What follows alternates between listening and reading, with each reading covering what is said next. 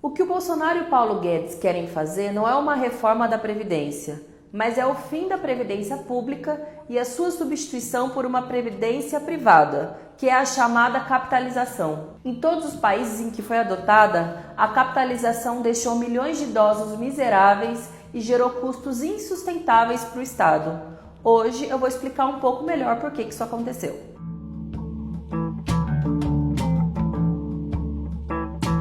Mas o que é capitalização? Hoje, a Previdência Social funciona assim.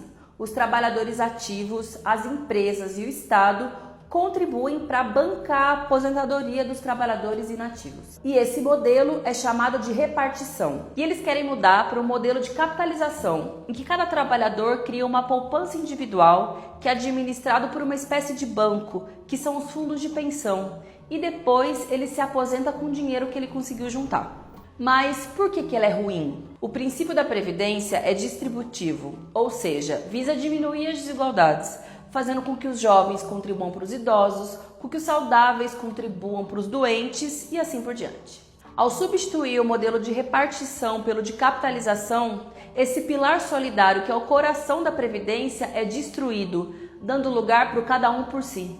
Obviamente, os mais prejudicados com isso são os mais pobres. Em países como o Brasil, em que há um grande número de desempregados e trabalhadores informais, as pessoas têm muita dificuldade de juntar dinheiro para aplicar todos os meses na capitalização. Isso faz com que os trabalhadores, ao se aposentarem, recebam benefícios muito baixos, que muitas vezes não duram até o fim da vida. No Chile, onde há o regime de capitalização, quase 80% dos aposentados recebem menos de um salário mínimo e 44% dos idosos estão abaixo da linha da pobreza. Mas em muitos casos, os trabalhadores simplesmente não conseguem se aposentar. No México e na Colômbia, que também adotaram o modelo de capitalização, 7 em cada 10 trabalhadores não possuem cobertura previdenciária. E tem mais, as maiores prejudicadas são as mulheres, porque têm mais dificuldade de permanecer em empregos formais. No Chile, 62% das pessoas que estão sem aposentadoria são mulheres. Além disso, outro risco que é muito grave é esse fundo de pensão quebrar quando ele é mal administrado ou quando tem uma crise econômica, deixando milhões de trabalhadores sem aposentadoria. Mas quando a previdência é pública, esse risco não existe. E é por isso que nós dizemos que a PEC 06 é o fim da Previdência e não uma simples reforma. Mas o governo diz que a reforma da Previdência vai gerar empregos e diminuir os gastos. Será que isso é verdade? De jeito nenhum. Em nenhum país do mundo, o lucro obtido pelos bancos através da capitalização foi investido para gerar empregos. Os bilhões que os banqueiros lucraram cobrando altas taxas de administração foram investidos fora dos seus países. E na maioria dos casos, nos Estados Unidos.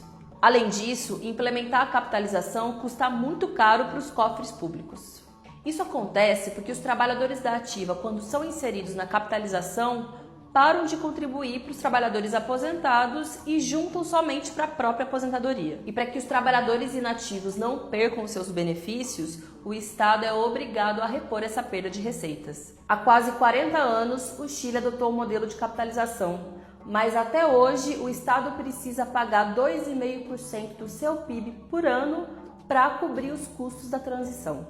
Os países que adotam o modelo de capitalização, somando os custos de todos os anos, gastam cerca de um PIB inteiro. Ainda não existem cálculos definitivos sobre quanto será esse custo de transição no Brasil, mas muitos especialistas dizem que o custo pode ser ainda maior do que nos outros países. Ou seja, muito mais do que o tal do R$1 trilhão que o Paulo Guedes diz que vai economizar com a reforma da Previdência. Ué, mas e aquele papo de que o Brasil precisa de uma reforma da Previdência para não falir? Pois é, os custos de transição para o modelo de capitalização mostram que o principal argumento do governo é uma mentira.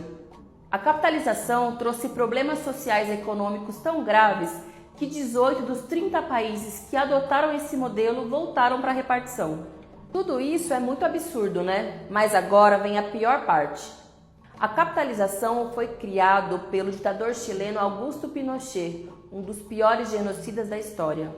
O Pinochet foi responsável pela morte de pelo menos 60 mil pessoas. Esse extermínio teve por objetivo calar a boca das pessoas que se opunham a esse modelo econômico que agora o Bolsonaro quer implementar no Brasil. E o próprio governo diz que o Chile é a sua inspiração. O Bolsonaro sempre elogiou o Pinochet. E o ministro da Casa Civil, Onyx Lorenzoni, diz que naquele país foi necessário ter um banho de sangue para arrumar a economia. Já Paulo Guedes tem relações com os economistas do ditador Pinochet e morou no Chile quando o sistema de capitalização foi implementado por lá.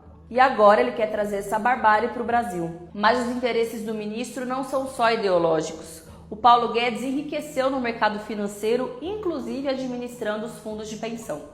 Aliás, o Tribunal de Contas da União está investigando Paulo Guedes por gestão fraudulenta de R$1 bilhão de fundos de pensão públicos.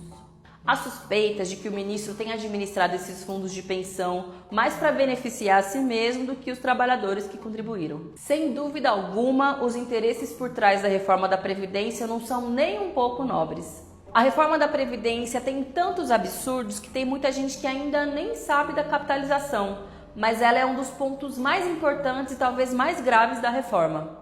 Por isso, precisamos disseminar essa informação. Ajuda compartilhando esse vídeo, mostrando para os seus amigos e abrindo um comitê doméstico.